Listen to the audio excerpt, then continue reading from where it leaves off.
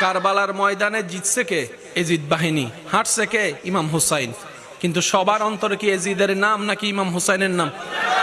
একটু জোরে বলেন না, এজিদের নাম না ইমাম হুসাইনের নাম?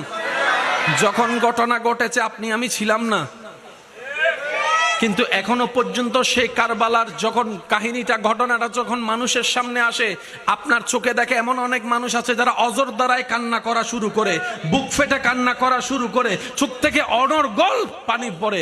ব্যাপারটা কি? উনি তো তখন ছিল না, কিন্তু আল্লাহ তাআলা দিলের মধ্যে ইমাম হোসাইনের এমন একটা জায়গা অঙ্কন করে দিয়েছেন, ওই মানুষটা না থাকলেও ইমাম হোসাইনের সেই ঘটনাটাকে সচক্ষে ঘটনার মতো করে উপলব্ধি করে প্রেমের মধ্যে কান্না করতে থাকে।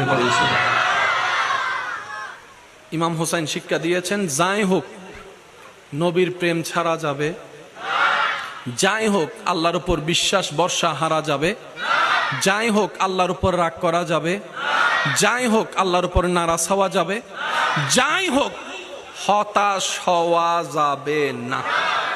অনেক সময় রাস্তাঘাটে দেখবেন অন্ধকারে যখন কুকুর একটা বসে থাকে রাস্তা